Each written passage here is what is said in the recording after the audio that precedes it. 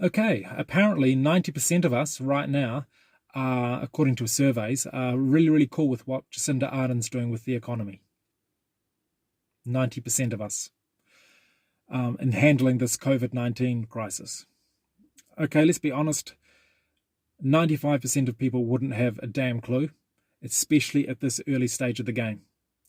And they're all living inside an insulated bubble of debt, was all burning up the credit card with the wage subsidy, which hasn't even ended yet. So it really is the most ridiculous question you could ask the public. What do you think of Jacinda Ardern's handling of the economy? They haven't got a clue. They have not got a clue. They have yet to feel the pain that's being created. We're still having that party on the credit card, on the debt. But anyway, let me tell you the simple fact, what happens, what's happened, and going to continue to happen. Here's your economy chugging along, then you get a collapse like we're going through right now. Business failures and all that sort of thing. A massive recession, realistically a depression. Comes right down. Now what happens down at this point of the curve? Well, you got all that cheap labour, minimum wage permitting, available, because everyone's unemployed. You've got the big supply of that, cheap premises and cheap everything else. So it's a fantastic opportunity right at the bottom of the bubble to start up a new business because, everything's cheap. And if you're starting up a new business, you can target it for the new altered demand. So you've every chance to be successful. And that's the natural stimulant that allows the resources to be uptaken again to up we go again as the economy reforms itself in a new modified form based on the new demands and the new financial status that everyone's in. So that's what it is. I mean, a recession that comes up to a recovery is really just a whole economic adjustment, a painful economic adjustment. In a perfect world, it wouldn't work like that. You'd have a stable monetary supply and you'd get this little wobbly bit over the top of it as, businesses naturally fail here and there and new ones come up and it becomes stable. And you get ideally a nice, beautiful progressive stream going up as chainsaws get replaced with hand saws and you get more and more industrialization and everybody doesn't have to work so hard to put their food on the table. Okay? Now, the COVID-19 show is very different because we're going through the collapse. So we go right down to the bottom of the curve, but then, we're asking for investors, not just to maintain new industries, but to build new ones. And that's absolutely vital. That's what gets you out of it. But even though everything's cheap, or rents should be cheap, wages should be cheap as well. I mean, that's really why we need to collapse the minimum wage to allow the adjustment to happen, but we won't be doing that. We've got an idiot Labour government, excuse me.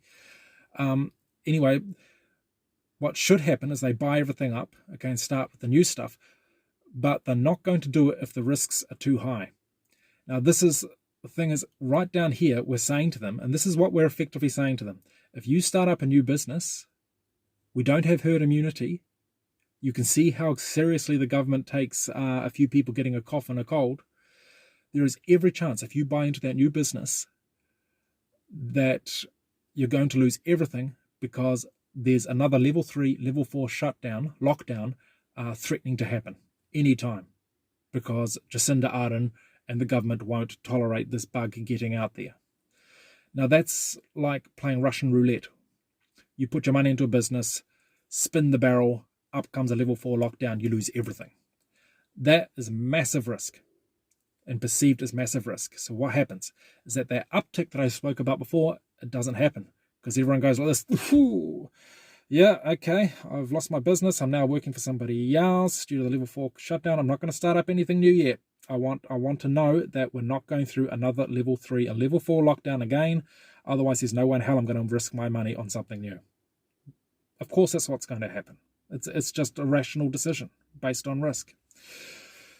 And that is why, if we don't want the thing to go down and turn into a big, long, massive depression where failed businesses don't get replaced with new businesses, I mean, how extreme do you want to go? Technically, this can go all the way to the third world. That won't happen realistically, but that's how extreme it can get in places like Venezuela. But if we want to stop that to happen, if we want to get the recovery up, this is my whole point. We have to say to the New Zealand public, to investors, we will never go through another level 4 or level 3 shutdown again. We have to be able to say to them, look, the chances with this COVID-19 thing of anyone healthy under the age of 60 dying from the bug is almost zero. We know that for a fact. And therefore, if we do have another outbreak, we're only going to quarantine people the age of 60 and over, for example, and people who are potentially vulnerable, and strictly quarantine the rest homes, because that's where people are really, really vulnerable. That's where most of the stats have come from, the negative stats. We need to make that declaration, and it needs to be stated to business, to investors. Otherwise, they're going to just close their arms and say, get stuffed. And how much is that going to cost us? It's going to cost us that curve going down and staying down there. It's very, very simple. So if we want to see a timely recovery before anything else, we must make that open declaration. We will never go through another level 3, another level 4 lockdown again. We will target herd immunity amongst the healthy before we ever do that again, because we can't afford it. Because if we go into a catastrophic depression with a stagnant recovery, the recovery just doesn't happen, the human cost and even human lives and longevity being compromised, and just the misery in people's lives, making for many people their lives hardly even worth living for a few years. Those social costs will tower above the costs of a very small number of elderly people getting COVID-19 before the flu and basically meeting their maker, so to speak. So again, that's the most powerful and important message, I believe, for politicians and the public that needs to get out there, is for God's sake, we need to be prepared to make that declaration. Never ever go through another level 4, level 3 lockdown again by policy. Because until we do that, we are staring down the barrel of a catastrophic depression. 90% of the public like what Jacinda's doing on the economy. How many of them even understand what I just said right now? 1%? We need more people understanding it. Okay, thank you very much.